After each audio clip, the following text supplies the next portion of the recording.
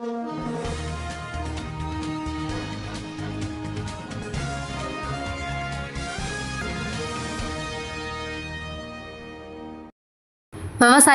விளைபொருட்களுக்கு குறைந்தபட்ச ஆதார விலை வழங்க கோரியும் பல்வேறு கோரிக்கைகளை வலியுறுத்தி சீர்காழியில் விவசாயிகள் ரயில் மறியலில் ஈடுபட்டனர்.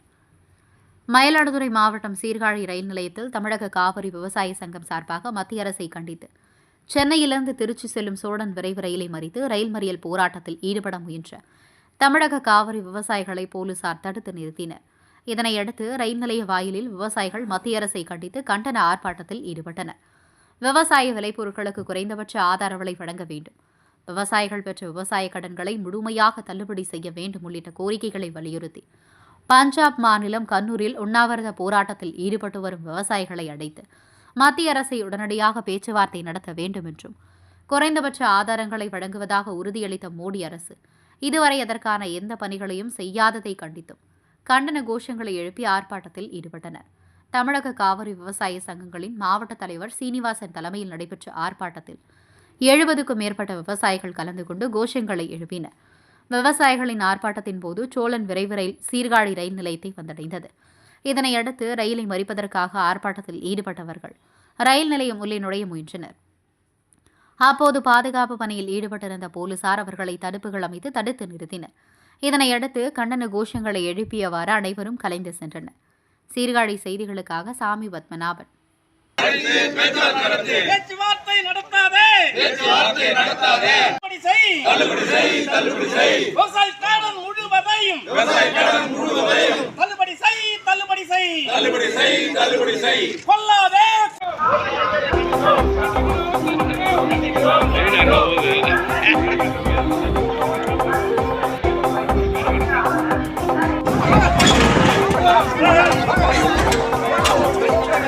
Dinesh, கொஞ்சம்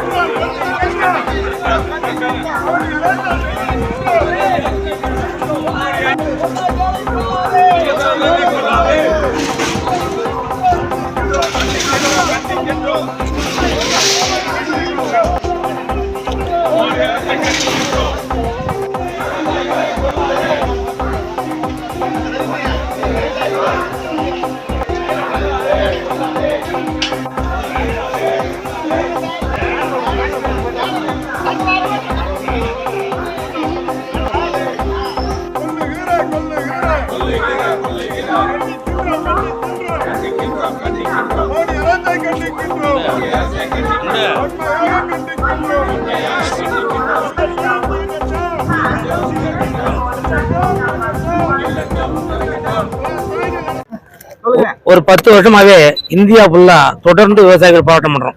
ஏற்கனவே விவசாயிகள் ஒரு வருஷம் 1 மாசம் தொடர்ந்து போராட்டம் பண்ணாங்க.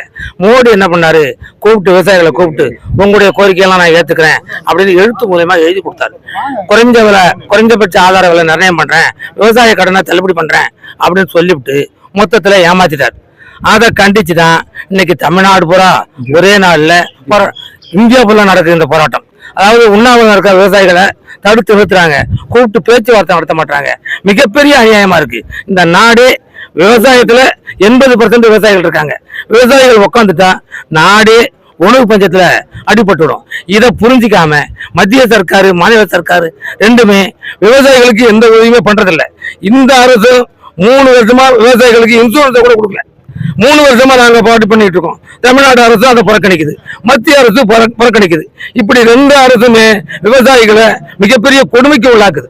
3 வருஷமா விவசாயிகளுக்கு இன்சூரன்ஸ் கொடுக்கல. அறிவிச்ச நிவாரணத்தை கூட 10.8 கோடியை அதாவது ஜனவரி மாதம் 7, 8, 9 தேதியில மிகப்பெரிய மழை பெஞ்சது. 16,000 ஏக்கர் இந்த மாவட்டத்தில் அழிஞ்சது.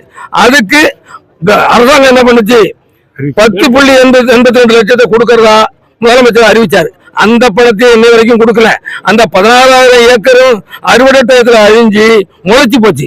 அந்த 16,000 ஏக்கருக்கு நாங்க நிவாரணம் பண்ணி இழப்பீடு காப்பீடு பண்ணிருக்கோம். அந்த காப்பீடு தொகையும் கொடுக்கல. என்ன பண்ணுது அரசுனா, காப்பீடு தொகையே விவசாயிகளுக்கு கிடைக்காத வழிக்கு, அதாவது மத்திய சர்க்காரு 1,750 கோடி கொடுக்குது, மாநில சர்க்காரு 1,750 கோடி கொடுக்குது, நாங்க ஒரு 200 கோடி கொடுக்குறோம். 3,700 கோடி வருஷத்துக்கு. இந்த 3700 கோடியும் காப்பீட்டு நிறுவனம் தான் திங்குதா, யார் தான் திங்குதான்னு தெரியல. அந்த தொகையை விவசாயிகள்ட்ட கொண்டு மாநில சர்க்கார் சேர்க்கணும். சேர்க்கறதுக்கு எந்த முயற்சியும் எடுக்கிறது இல்லை. என்ன பண்றாங்க, ஒரே வரி என்னன்னா நிவாரணமே கிடைக்காத அளவுக்கு 7 வருஷத்து ஆவரேஜ்னு சராசரியா போட்டு முடிச்சுட்டு அங்க காப்பீடு பண்ற மாதிரி 200 கோடி, அதுலயே ஒரு 150 கோடியை நிவாரணமா கொடுத்துட்டு பாக்கியெல்லாம் என்ன பண்றாங்கன்னு தெரியல. ஆனா இந்த நிலைமை நீடிச்சா விவசாயம் தமிழ்நாட்டில் சுத்தமா அழிஞ்சு போகும். சாப்பாட்டுக்கு நம்ம எல்லாம் பிச்சை எடுக்கிற நிலைமை வரும். அரசு தகுந்த முடிவு எடுக்கணும்.